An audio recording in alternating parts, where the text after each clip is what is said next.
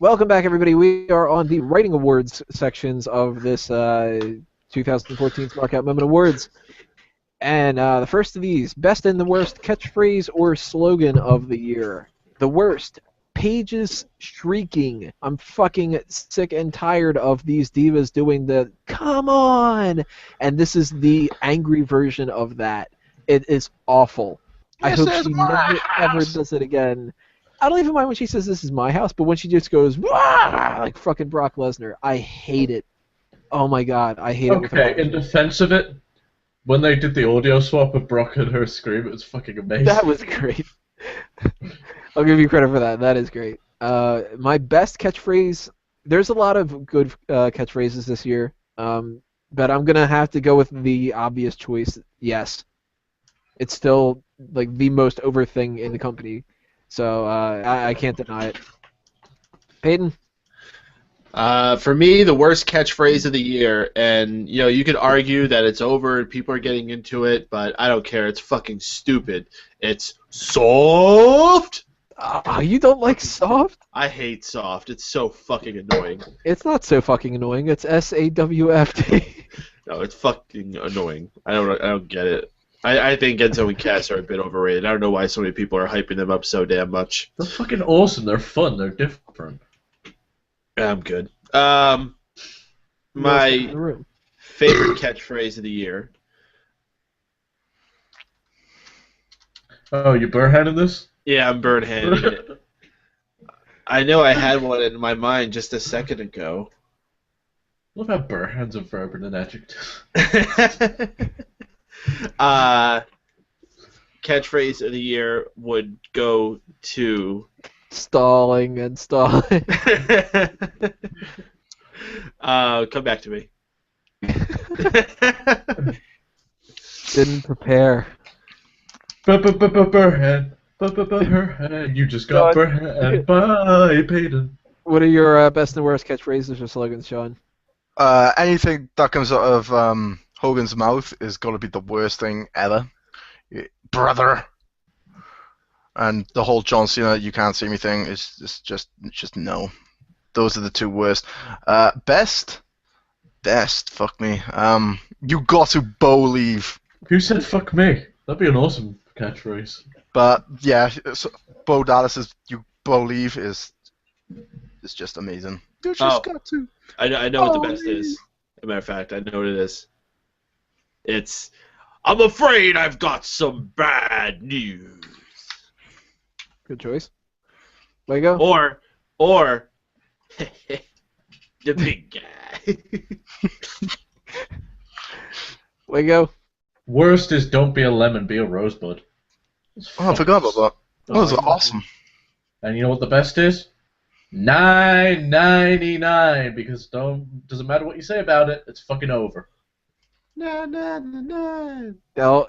last year when we had all these awards and stuff, would you ever assume that you would be giving best catchphrase or slogan to $9.99? Not really. I fucking hated it when it first came on, but I kind of got into it. It's one of those like where it depressingly grows on you. Best and the worst gimmick of the year. Worst is Emma dancing, because I don't know what the fuck is going on with that. Why does she do it? Is she supposed to have like mental issues or something, and she's like just kind of attacking these things that she sees or something? I really think it's retarded. Best gimmick of the year, Bo Dallas. I believe that is the best. And that's one of the reasons why I almost gave him one of the best catchphrases, because that is just amazing. I love that character so much. Paden, if you've prepared. My worst gimmick of the year, I would have to give probably to the whole Bella being a slave. No, I'm just trying to think of slave. Yeah, he's gonna just start going, yeah, anal Dixie Carter, Paige. I would give anal to Dixie Carter or Paige, yeah. Fucking me. And Burn. So what did you pick? The Yeah, the Bellas. The whole separating of the Bellas this year. Specifically the whole slave thing. That was horrendous. Best gimmick of the year, I would also give it to Bo Dallas. That was so much fun when he was going through the undefeated streak, so whatever, and Bo ended way too soon because of our frickin' truth, who wasn't seen again on TV with a win until this week. And who the hell did he beat this week? It was someone else. Cheer. Adam Rose. Did you just say chair when you sneezed? No. Chair. Yeah, and then fucking Drew's chair's light on fire when he gets grounded again. Best and worst gimmick, Shaun. Best and worst gimmick. Best gimmick. I gotta go with concession stand Kane. That was funny. And worst gimmick. No, actually no. Best gimmick is Damian Sandow. That the whole stunt double thing, fucking ingenious. Worst gimmick. Worst gimmick. I'm gonna go with. I'm gonna go with. Fuck me. Worst gimmick. What the fuck? I'm gonna go with whatever Hornswoggle does. There we go. And it became apparent that Wago and Tony were the only ones that prepared. El Torrio and Hornswoggle are the worst gimmick. There you go. All right, Wago. Since you did prepare. Worst. Too bad he wasn't here on time. Just saying. Yeah. Yeah. Worst I give to Adam Rose because I don't know what he's meant to be. Like, you can't really explain what Adam Rose is. He parties and his accent is so in between of so many that I don't know what it's meant to be. He's just really awkward, and I wish he'd done the Leo Kruger character instead. As far as best goes, I had down Bo Dallas. Inspirational, motivational speaker. It's fucking funny as shit. Nothing much more to say than that. Next category, heel or face turn. It could be either one of them for the best or the worst. The worst, I'm going to go with Christian. I don't even remember when he turned heel. And that's sad because I remember everybody else's heel or face turn. Best, Seth Rollins. I really liked the idea that Jack Swagger turned babyface to go against Rusev because I wanted him to be a babyface in that feud for a long time. But Seth Rollins turning on the heel just it caps it off. I can't deny that. Paden?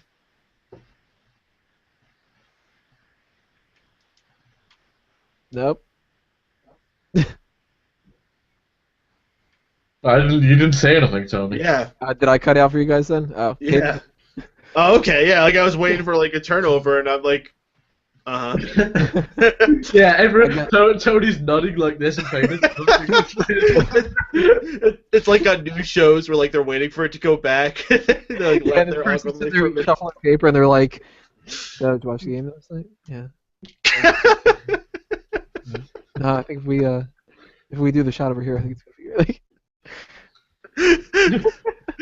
What was the topic again? Heel or face turn. Heel or face yeah. turn. My heel turn, worst heel or face turn, I should say, was when it was either Big Show or Mark Henry turning on the other because the other person tagged them too hard in a match. You hit me. My life is over. That's so horrendous. Best though, absolutely Seth Rollins, shocking the world when he hit the other Shield members with the chair, being the Plan B. Really worked out well for him. You know, a lot of people, when we were trying to think who was going to be the one to turn on the Shield at some point, most people, I think, expected Dean Ambrose. And for it to be the Seth Rollins, I think, was a good shakeup on their part. So I got to give that best. And what about you, Shaun? Best and the worst, or Worst. Fuck me.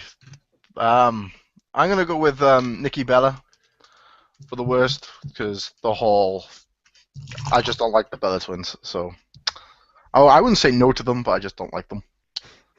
And the best heel turn has to be Bautista, man. He came in as a face, and then he had to turn heel because of the crowd's reaction and shit. So I'm gonna go with Batista, and the way he handled it was pretty stellar. And you, Wago, once you get that smoke out. Alright, so Titus O'Neil's heel turn was it that this year? I don't remember. When he turned on Darren. Yeah, the very, very beginning of the year. Yeah, fuck that heel turn. That worked out well for Titus, right? You know, to split out of a tag team for the sake of it. Yeah, he's in a better tag team. Sure. As far as the best heel turn, I had Seth Rollins down too. When you think about it, out of all the turns, what's had the most impact? Seth Rollins. He's been the biggest heel in the company right now, so yeah. All right, that moves us on to comeback. It's somebody from the past who is not just a member of the regular roster. And, you know, did they end up doing a really good job with that, or was it a pointless comeback? Worst and the best are both going to Hulk Hogan to an extent for me, because the best is going to be Hulk Hogan, Steve Austin, and The Rock at WrestleMania. I really, really dug that. It was a real fun promo, the whole Silverdome thing and stuff. But the worst has got to go to Hulk Hogan every other time since then, because every fucking promo that he cuts on Raw is the same exact promo. It's you fill in if he is talking about Susan G. Komen, or is he talking about the network, or is he just plugging a match? But he runs down the same brother, man, Jack, 999, but it's horrible. He has really just been garbage ever since he's done that kind of a thing. And it's a shame, because Hulk Hogan can do better, but they don't seem to be willing to put much more effort into it. So, Hogan getting a good and a bad for me on that. What about you, Paden? Do you think that the comebacks are Hogan-centric, or is it something else? Nah, Hogan's just kind of like he would never left for me. I have to say that I don't even know if he counts as a comeback, but for me, I'm going to say Sting is the worst. Again, that whole presentation was horrendous. He hasn't been seen nor heard since, and when he's only alluded to, he's been referred to as the vigilante Sting. You know, kudos for trying to, I guess, reinvent the character and all, but... I wasn't reinventing it. The fucking TV, like, the TV writers have been watching fucking Arrow, and they're like, yeah, let's call him the vigilante. So when fuck it, let's call him Batman. When Sting cuts a promo, the next time he'll just be like, "My name is Sting." He's trapped on an island. And my best comeback, I am going to give. I'm going to split the award between Jamie Noble and Joey Mercury. I've loved seeing those guys back on as the goons for the Authority. Cool. Welcome back, guys. Wait. Who gets the top half of the award? The goon. I would probably give it to Jamie Noble. I think he's a little more Weasley. And he's not bald. All right, fucking the best and the worst comeback. The worst comeback has to be Santino Marella when he came out with Larry the Cable Guy to promote that crappy fucking film, whatever that fucking film was. About that. And for me, the best has to be the last time we saw Warrior on Raw when he cut that promo. Oh yeah, that was wow. I completely fucking forgot about that. Yeah, fuck Mercury and Noble. Warrior's got to take that. Those are my picks. And Rest in peace, Warrior. Wago? Oh, you could have me again. Fuck. I had a best, but now there's been like a whole bunch of other bests suggested, so... Fuck! Who was your best before? Fuck, I forgot again. Hang on. I guess me and Tony are the only ones who prepared. Hogan, Rock, and Austin I had as my original, but I kind of have to go with Warrior, too. For the worst, I had Legends House down, because... Here's the thing, I watched it kind of like, this is fucking retarded. Let's see what they do again. This is still fucking retarded. Can't wait for the next episode. But it was like, I felt bad about watching it afterwards. It was just a show about fucking Gene Okerlund harassing Ashley. It was great. Ashley. What did he call the two other women? Like a couple of dimes or something? Or... I love when he's fucking trying to like get Ashley drunk. Oh yeah, that's just fine. Yeah, it's like, this is how I always make it. Oh no, what was the negative thing he said about the two women? Fuck. No, he called them a couple broads or something. Then he called the bowling team with the old ladies a bunch of old stoves. Old stoves, that's what it was. Old stoves. That alone should be amazing for this fucking show. That's the thing. Couple of old stoves. The show was just so fucking depressing to see them all. Like, fuck. If I had to like give it to one member in particular of Legends House, it goes to Tony Atlas. I don't know. Patterson was pretty fucking offensive. I don't know, if I had to give it to any of them, I'd give it to Ashley. Ashley. She's not an old stove yet. We've got improvement in a division. This is similar to improvement in a superstar, but the biggest downgrade and the most improvement, but division-wise. So we've got like the main event, upper mid card, jobber, developmental division, tag team, divas, that kind of a thing. I'm going to go with the best is the upper mid card because when we got rid of the secondary world championship, then the upper mid card started to fill up a little bit more. And the least, the one that has the downgrade, and this is actually not so much a negative, is the jobber division. WWE got rid of a bunch of jobbers this year, and so now we've gotten to the point where we don't have a ton of people that are jobbers anymore. And that's a good thing, but that is the biggest downgrade for the division as well. So, Paden, for the divisions, who would you go with? Or what would you go with? I would say the biggest upgrade division this year was the NXT Women's Division.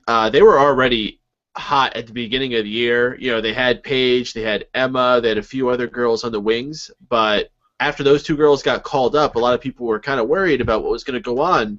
So many of those other women stepped up. We saw the rise of Charlotte, Sasha Banks, Bayley, the introduction of what's the redhead chick's name? Becky Lynch? Becky Lynch. There's so much going on there with their women right now. So I really think that they've been the ones who have stepped up and continued that they have the dominant women's force in wrestling right now. The least improved or the most set back, however the hell you want to word that, I would have to say is the WWE Tag Team division. At the beginning of this year, it almost seemed like we were really getting a rise back up, having all these cool tag teams that were around with Brotherhood and the Shield and the Wyatts, the Usos. Now here we are at the end of the year. Now all the tag team matches are comedy matches.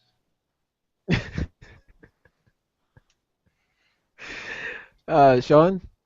Most improved for me has to be the upper mid card. Yeah, the upper mid card. Like you said, when they got rid of the whole World Heavyweight Championship, that stepped up this game. The whole IC titles, getting prestige. The worst for me has to be the cruiserweight division. Where the fuck is my cruiserweight division, huh? Fuck me, like. There's only one guy in that fucking cruiserweight division. At the moment. Gabriel? Yeah. And he's jobbing, so. He's jobbed to Fandango, bless him. I don't give a shit. Fandango's getting me points! Points! Points, if you know what it's saying! He's getting me them points! Yeah! Your boy! Your boy! Happy days!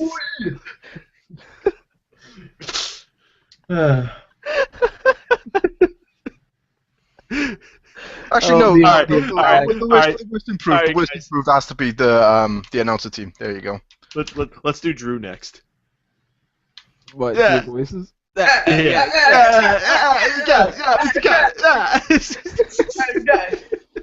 See, no, my most improved division. No, seriously, guys. No, seriously. That's it, like Drew Grimlock, fuck Tony Stark. Oh wait, I gotta lean back like this because that's what he does in the webcams. You gotta get your head. You gotta bring your head all the way up to the ceiling. Come on, guys. Come on, guys.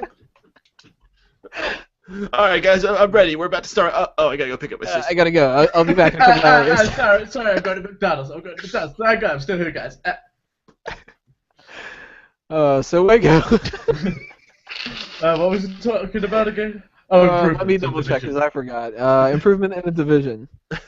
I give the upper mid card the most improvement, just because they got rid of that secondary title. It's just been awesome with your Dean Ambroses and Dolph Ziggler. They interchange in between main event to upper mid carder, and just makes it strong. It's fun. Worst and biggest downgrade is going to be the main event. Just think about all the guys that have been injured or have left. CM Punk's gone. Now you've got Daniel Bryan on the shelf. Roman Reigns was out for a while. Brock Lesnar's never around, so there's not much going on there. There's a problem there, isn't there, with Lesnar not being around? Yeah, but it's okay. He's allowed. Because if everyone else was, the way they should be, it wouldn't be an issue. Ain't Brock letting down the side. It's Daniel Bryan. Are you saying Brock Lesnar deserves special treatment? Yes. You should tell people Because that. because Brock Lesnar was the first man to draw over $1 million buy rate after Mike Tyson, just with his own name on a ticket. So he gets to say what he wants and do what he wants. Now we're on shocking moment of the year. The least shocking moment that you completely saw coming, and the most shocking that you were just floored with. Holy shit. I got a feeling a lot of us are going to go with the same thing here, but my most shocking moment, Undertaker loses to Brock Lesnar at WrestleMania. And I don't really need to explain it. But the least shocking moment, damn near every single disqualification finish on a main event of Monday Night Raw. That's never shocking to me. It happens every fucking week. I know it's coming before they even fucking announce what match is happening, and that's horrible. That you should not have that happen. At least once in a while, the match should fucking end without some kind of interference. So any interference in a main event on Raw, or any match on Raw for that matter, is just not shocking at all. Paden, your choices? Well, my most shocking moment of the year was actually as shocking as Brock Lesnar defeating The Undertaker's undefeated streak at WrestleMania was. I think it was the passing of the Ultimate Warrior Oh, yeah. just a week after being inducted into the Hall of Fame. Hmm. When I read that, I swore it was just a hoax. I was like, there's no way that is true. And it took a little while, but yeah, sure enough, that was true. Just absolutely unbelievable to have had something like that happen. Do you want to deny that too, Wago? Is return imminent? Yeah, sure. The thing that I'm least shocked about would be that time that Rusev beat Sin Cara on Raw.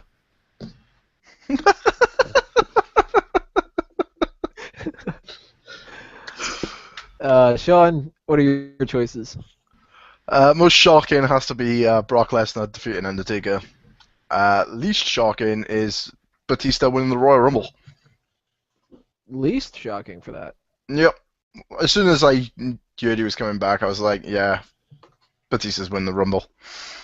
And, hold and behold, he won the Royal Rumble. And the whole Survivor Series match, that was kind of obvious. I did predict that, Dolph Ziggler was going to be the last man standing and win the entire thing. Sting coming out wasn't that shocking to me either. I like how Google Hangouts, you didn't make any noise there, Paden, but Google Hangouts decided that it wanted you to be that focal point. Did it? Yeah. It was Brought me up to my jazz hands. Yeah. I don't know how the hell that happened. That hasn't happened like the entire rest of the time. All right, so Wago, your choices for the shocking moments of the year. Well, the least shocking moment was fucking Nikki turning on Bella. Everybody saw that coming. As far as the most shocking moment, CM Punk joins UFC. Smark Out Moment of the year. This is essentially the best and the worst moment of the year. The time where you were happiest to be a fan, that wow, I really feel like a huge wrestling fan. I'm revitalized. I can't wait to watch the next episode, kind of a thing, because this is fucking awesome. And the time where you were just like, ah, fuck, why did they fucking do this? The worst, Batista wins the Royal Rumble. I think that was one of the biggest mistakes that they could have made at the time, and they had to do so much to correct it afterward. And then even after doing that, it ended up being a whole crapshoot because Daniel Bryan got injured. But maybe that was kind of karma for not going with the right choice to begin with. I don't know. Best Smark Out Moment of the year, though, Daniel Bryan's Occupy Raw segment. I never would have thought that would have ended up happening. All the people coming into the ring and kind of embracing the idea of people popping up into the ring. Daniel Bryan was the hottest thing in wrestling at that time, and that was just huge, crazy. Paden, what about you? My least favorite moment was when we had. Oh wait, that was last year. Shit. I'm gonna do you one better then. I'm gonna do you one better then. When you're saying it's when Batista. Will you fucking let me talk, you fucking limey? Shit. All right. Rather than when Batista won the Royal Rumble, it's when Rey Mysterio came out as number 30 in the Royal Rumble. I think people were more pissed off at that moment than when Batista had won. As much as they shat out Batista, when Mysterio came out, they just kept booing and booing and booing until he got eliminated. That's great. My favorite moment of the year, I'm going to say, was absolutely WrestleMania 30.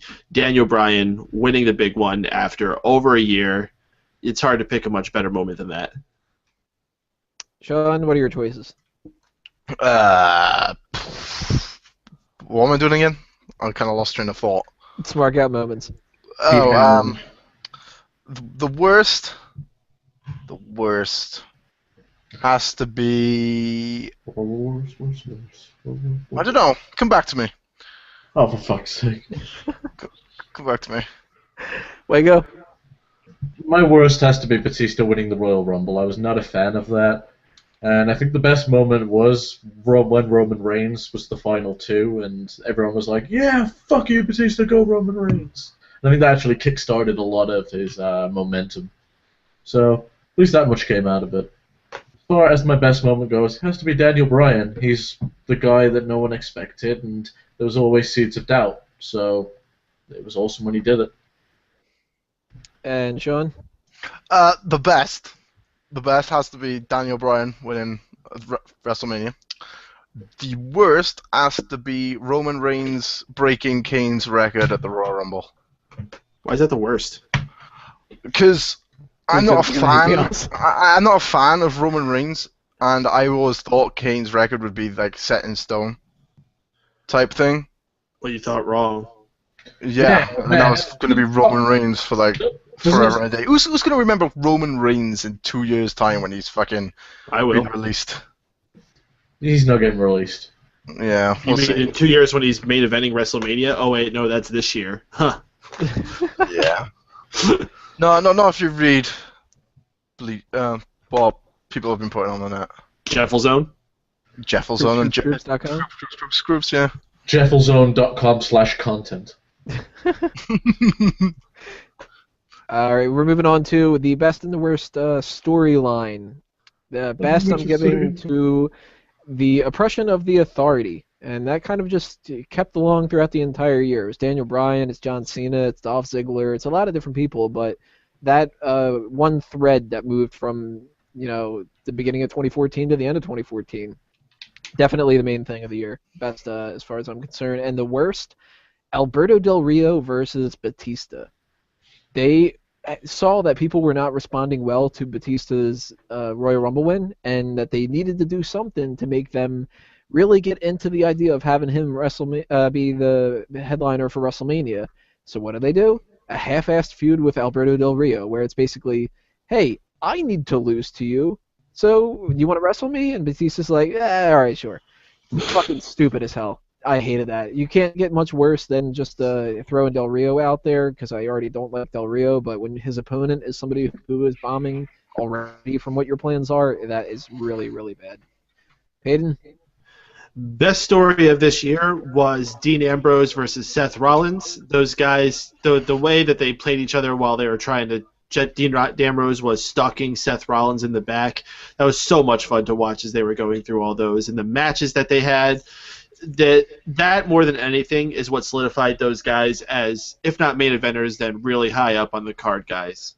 The worst story of this year is Rusev and whatever it is versus America. Freedom. Why is that? It's just not really all that creative. I mean, it works, but if we're talking about what they actually put effort into, how could you argue anything else in that? It's like black and white by the book. Shaun, your best and worst storyline? Oh god, best storyline has to be the Shield versus Shield. The Shield versus Evolution. I thought that was a great storyline. Worst storyline has to be the whole Nikki and Brie Bella thing. I wasn't invested in that, and now it's just completely made me confused because I still don't know how you would get over being somebody's slave and shit for a week after they won the championship. It just does not work, you know? No. If it was me, if it was my brother who won the fucking championship, I'd be challenging my brother, you know, for the fucking belt. I wouldn't be going, oh yeah, fucking happy days. Just no.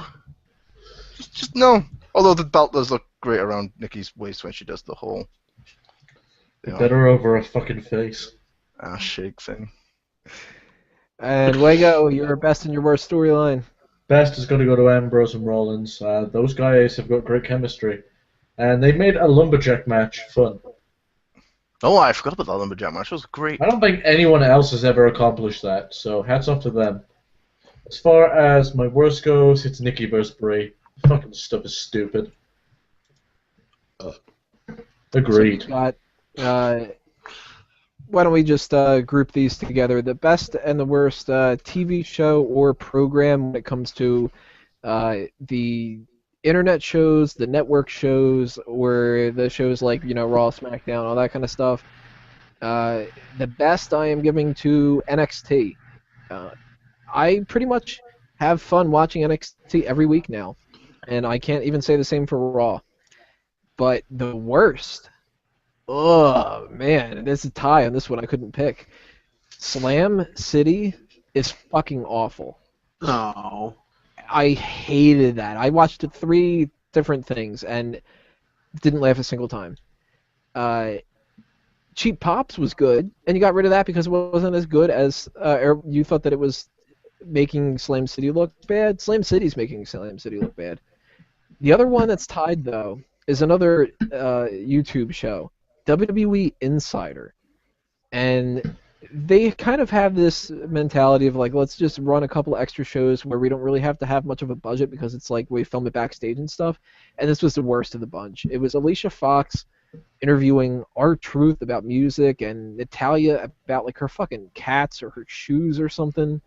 I don't want to see that garbage. If I really, really cared, then I would like read fucking interviews of Natalia talking about her goddamn shoes and stuff. Or I'd watch Total Divas, which I stopped watching because that ended up being garbage too.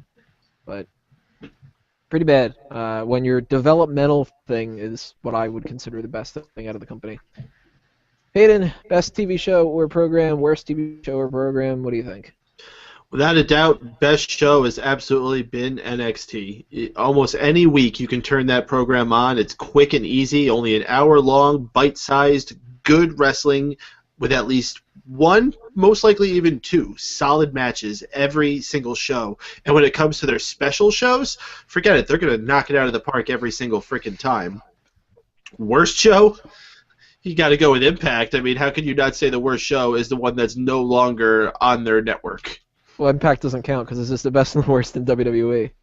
Oh, well, if it's the worst for WWE, well, fuck. SmackDown. Hey, I had an answer. Fuck you. I didn't realize I said that as loud. Shaun, what do you think? Best and worst program or TV show?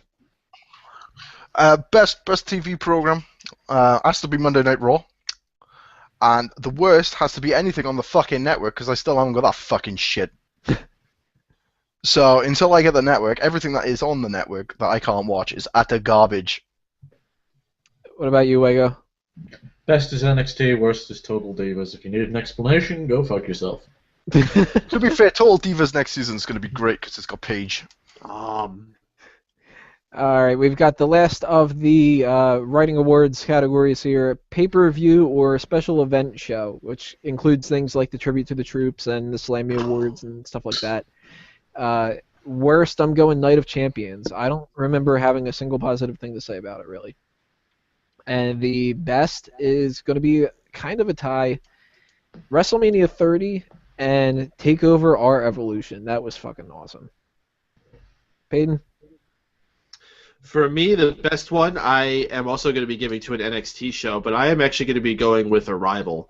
I think that set the tone so perfectly, not just for NXT, but for specials on the WWE Network, because that was actually the first big event that they had on there. It wasn't WrestleMania, it was NXT Arrival.